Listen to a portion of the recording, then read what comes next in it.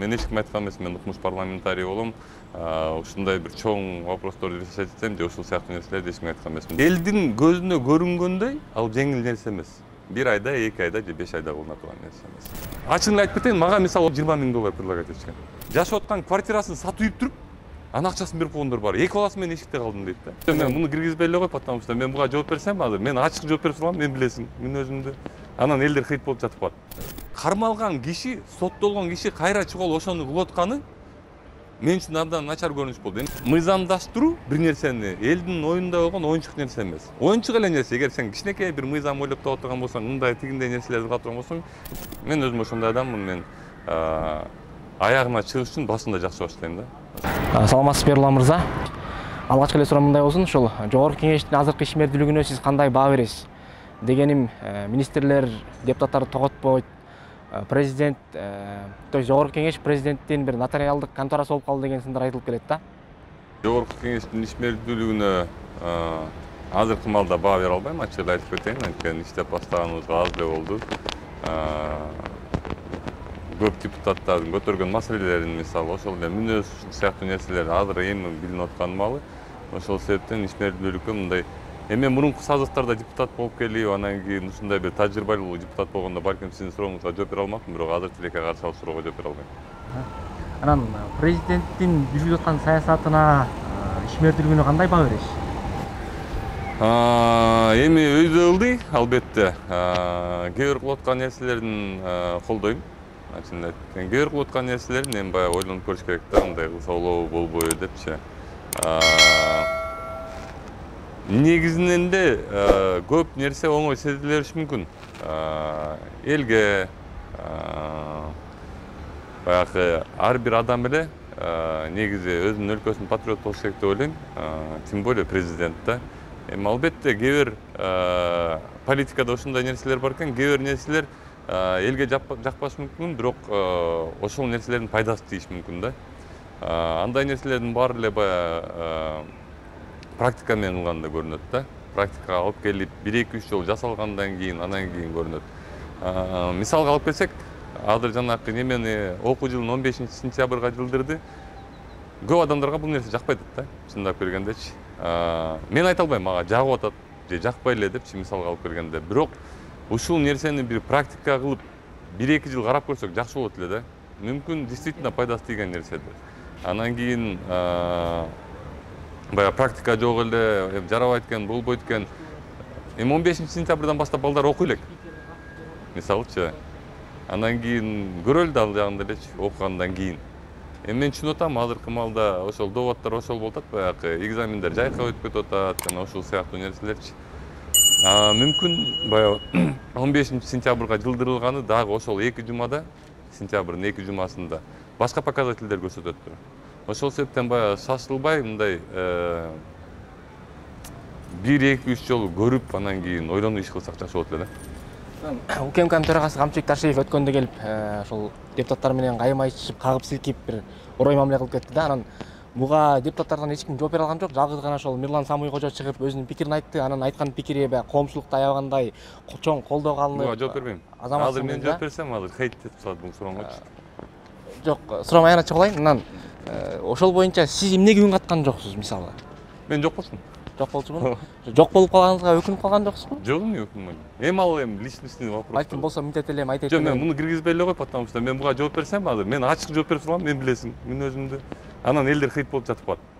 Бул мындай экен, тигиндей экен. Лучше давай. Жок, айтпайм, зачем? Дальше.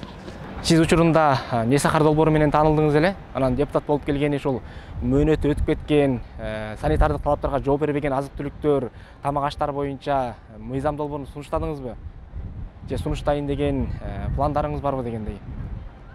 Албетте бар. Мен ошол менен келгем да бияка. Мен баштан агитациям бар, ошол менен эметилген да. Убакыт келгенде 5 ай болду, анан кийин ар бир нерсенин убактысы бар да. Мен сиз берип аткан суроону түшүнүп атам. Элдин көбү эле бул суроону берип атат. Ар бир нерсенин, ар бир адам кылган кадамын, ар бир неме бул оюнчук эмес да. Мен кылып жүргөн Не сахар долбоорунда кылып жүргөн деле нерсе оюнчук эмес, азыр кылып аткан деле нерсем оюнчук эмес. Анан албетте элге баягы ошол тамак аш жаатында мен айткан эмесмин, укмуш парламентарий болом деп, агитациянын бүт агит материалдарын карап көргүлө, агит видеолорун карап көргүлө. Мен эчким айткан эмес, мен укмуш парламентарий болом, ушундай бир чоң вопросторду решать этсем же ушул сыяктуу нерселерди эчкимге айткан эмесмин. Жол салып берем, мектеп салып берем, андай мындай дегендерди кылган эмесмин. Мен айткан тамак аш жаатында болгон салымымды кошом депчи. Элдин көзүнө көрүнгөндөй ал жеңил нерсе эмес. 1 айда, 2 айда же 5 айда кылына турган нерсе эмес. Ушундай эле суроо талаптар мен Нисахар башылып атканда эле келген да магачы. Биринчи айда эле, экинчи айда эле эмне результат көрсөттүң, эмне кылдың, ыраттыңбы, андай мындай деген сөздөрчү. Ар бир нерсенин өзүнүн убактысы бар. Ар бир нерсени ойлонуп, мен өзүм ошондой адаммын, мен аягына чыгыш үчүн башында жакшы баштайм да. Ошол себептен бүт нерселер баягы ой менен келет да. Ойлонуш керек, туура түзүш керек, анан кылыш керек. Эч ким айткан эмес, мисалы мен деле айткан эмесмин агитацияда, мен келерим менен эртеси күнү баары таза болуп калат депчи. Буюрса оңдойсуң. Сиз парламентте ошол Гүлзат Мамытбек боюнча маселе көтөрүп чыктыңыз, бир нече адамдарды алдап кеткен, эркиндикте жүрөт деп.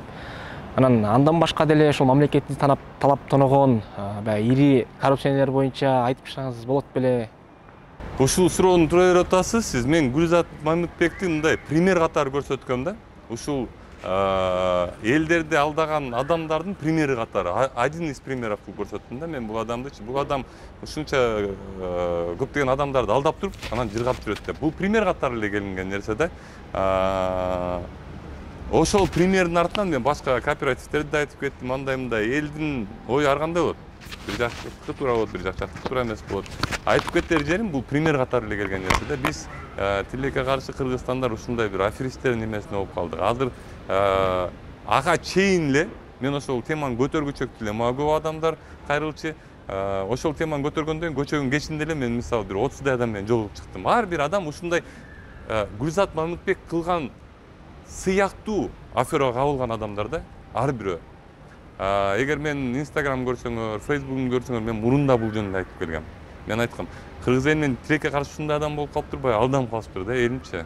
Кичине эле бир нерсе сурайсың, эмнеге андай кылдыңар десе, жада калса, жашап аткан квартирасын сатып үйүп туруп, анын акчасын берип койгондор бар. 2 баласы менен эшикте калдым дейт да. Мен сурадым, эмнеге андай кылдыңыз десе, бизде жана кайрылып кетер жерим ушул сиздин сурооңуз менен да, жана блогерлерге, жана ырчыларга, ушул адамдарга да кайрылып кетем да, менчи. Силер бир ачыгын айтып кетейин, мага мисалы ошондой сыяктуу реклама кылыш үчүн $20,000 предлагать этишкен.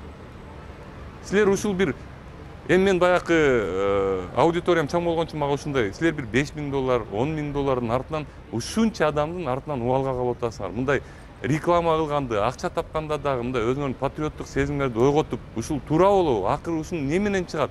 Ушул бир апа тиякта 2 баласы менен эшикте калып калбайбы деген ой менен кылгачы ушул рекламаңарды, ушул блогерлерге да ушинтип жооп берди да магачы. Ушул бир ырчынын атын айтты, анан бир блогердин атын айтты, анан ошол айтты эле, ошого ишенип кетип, ушундай кылдым деп айтып атат да. Гүлзат Мамытбекти мен көрсөткөн просто жакында ошол нерсе болду, анан баягы символ катары эле көрсөтүп койдум да. Мен бул адамдычы, анткени мен бул адамдын журналисттик расследование кылып айткам, пандемияга байланыштуу токтоп калган ал журналисттик расследование, анан чыкпай калды да. Анан ошолго да баягы жиним калып калган бир аз. Азыр кайра башынан кармалган киши, соттолгон киши кайра чыгып ошону кылып атканы мен үчүн абдан начар көрүнүш болду. Мен любой эле адамды көтөрө алам. Бирок азыркы маалда ошол адам мен үчүн баягы көтөрө турган тема болуп калды. Эми ушул нерседен майнап чыгабы? Андан көрө ошол шылуундарга, алдамчыларга жазаны күчөтө турган мыйзам долбоорун сунуштап чыксаңыз болот беле? Мыйзамды ойлонуп эле атабыз. Сизге дагы бир жолу айтып атпаймынбы? Алтындай мыйзамдаштыруу бир нерсени элдин оюнда болгон оюнчук нерсе эмес. Оюнчук эле нерсе. Эгер сен кичинекей бир мыйзам ойлоп таба турган болсоң, мындай тигиндей нерселерди кыла турган болсоң, кичине мыйзамды оңдоп коюп, отредактировать эте турган болсоң, оңой нерсе да.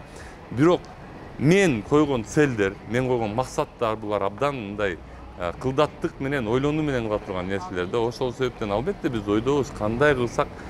Эми муну сиздин интервьюңузда азыр айтып бере албайм да. Ачыгын эле айтып кетейин. Азыр мисалы мындай кыскача кылып түшүндүрүп берейин. Ошол акча берип аткан адамдар баягы неме менен бербей эле да. Аларды мажбурлап, кыйнап эч ким бербей эле өздөрү алып барып берип атат да. Бул мыйзам боюнча эч кайсы немеге статьяга келбей калат да. Анан ошону кантип статьяга алып келиш керек. А мүмкүн чындап эле бир адамдар бар, мүмкүн чындап эле алар баягы жакшылык кылайын деп ошондой нерселерди кылып атат да. Ошол себептен ушул нерсени регулировка кылыш үчүн бул абдан тонкий процесс да. Буга абдан туура мыйзамдар керек. Ойлонуп туруп иш кылыш керек. Анан артыкланып кайра тыртык болуш мүмкүнсүң. Ошол себептен баягы түшүнүү менен мамиле кылыш керек. Элдер да түшүнүү менен мамиле кылыш керек. Бул баягы жөн эле чыгып туруп сүйлөп коюп эле мындай кылыш керек деп койсо эле ошондой болуп кете турган нерсе эмес да. Албетте ойдобуз кандай кылсак туура болот.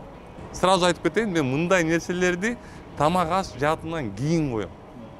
Мага эң биринчи очередь тамак аш. Андан кийин анан эгер убактым жетсе, эгер дагы немелерим калса, анда ошол нерселерди оңдоп кетүүгө аракет кылабыз. Балким өзүңүз деле угуп жүргөндүрсүз, балким уга элексиз. Ушул эл арасында өзгөчө ошол соц тармактарда комментарийлерден окуп калып жатам. Ушул Эрлан Кокулов ушул депутат болгонго деңгээли жете элек экен. Андан көрө Несахар менен жүргөндө эле жүрө берсе болмок, ошондо көбүрөөк пайда келтирип атты эле деген өңдү. Ушундай бир терс көз караштагы сын пикирлерге кандай жооп берет элеңиз? Ошол сындарды берип аткан адамдарга макулмун. Себеп? Жөн эле. Мен эмнеге убакыт коротом элем? Мен жумушум көп, оюм көп, андай нерселерге мен убакыт корото албайм. Сиз айттыңыз эле, мен эгерде депутат болгондон кийин элге пайдам тийбесе, жакшы кызмат кылбасам, мен кайра эле мандатын тапшырып берип салам. Мен мандат үчүн барбай эле мен иштейин деп баратам депчи. Анан сиздин жеке пикириңизде Несахар долбоорунда турганда көбүрөөк элге пайдаңыз тийсе эле же парламентте турганда көбүрөөк тийип атат дейсизби? Ушундай суроолорго негизинен эле эрте да. Сиз берип аткан суроолоргочу, анткени силердин көз алдыңарда ал жарым жыл көп көрүнө бериши мүмкүн. Мен үчүн мисалы куштай эле өтүп кетти да ал жарым жылчы. Азыр мен өзүмдүн ишмердүүлүгүмө мисалы жооп кайтара албайм. Ошол сыяктуу эле мен жана деле түшүндүрүп кетпедимби?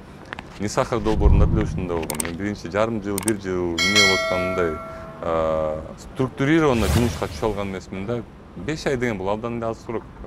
Эгер сен глобалдуу нерселер менен эметип атсаң, эми албетте сен бир кичинекей бир аракет кылып атсаң, анда 5 айда көрсөтө алыш мүмкүнсүң. То анда деле не факт да көрсөтө алам. Рахмат атайын, убакыт бөлүп бизге маек берүүгө макул болгоңузга.